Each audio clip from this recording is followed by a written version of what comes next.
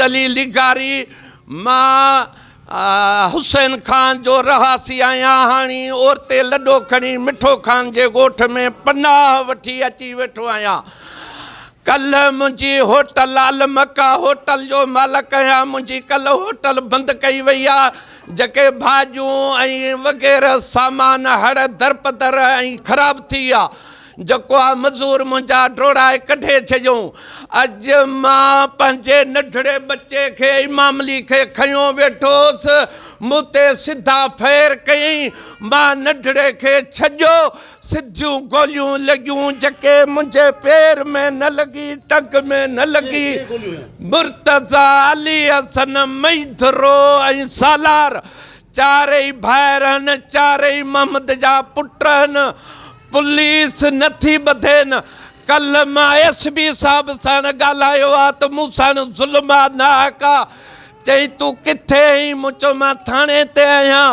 SP साहिब चयो त सूबेदार आहे। मूं चयो साईं सूबेदार कोन्हे। चई केरु वेठो आहे? मूं चयो वॾो मुंशी वेठो आहे। चई उन खे मोबाइल ॾे।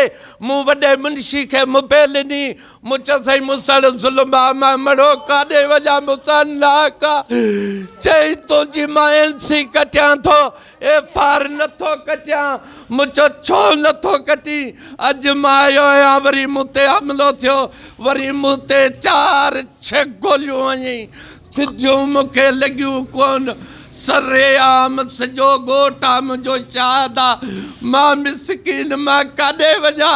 मूं सां ज़ुल्म आहे, पुलिस नथी वढे। 1.5 लख वठी जवाबदार छॾे थी ॾिए। मूं सां ज़ुल्म आहे, नाहक आहे। मुंहिंजो हे बचिड़ो आहे जेको हाणे 9 महीननि जो आहे। मूं सां ज़ुल्म आहे, मूं सां नाहक आहे। मूं सां ज़ुल्म आहे, मां काॾे वञा? कंहिंखे चवां? केरु ॿुधण वारो कोन्हे।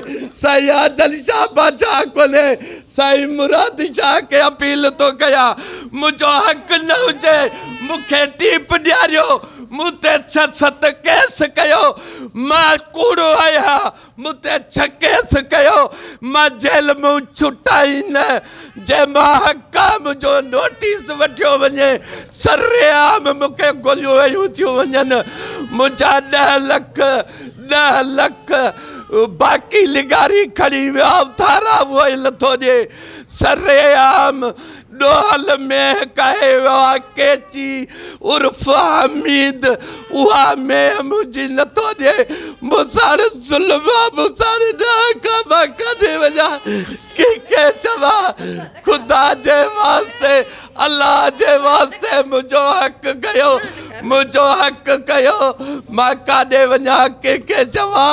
मां बीमार, मां पोड़ो, मां मड़ो, मां काॾे वञा? मुंहिंजो केरु कोन्हे। ॿाहिरि मुंहिंजा चितू हिकिड़ो जेको आहे बाक़ी जो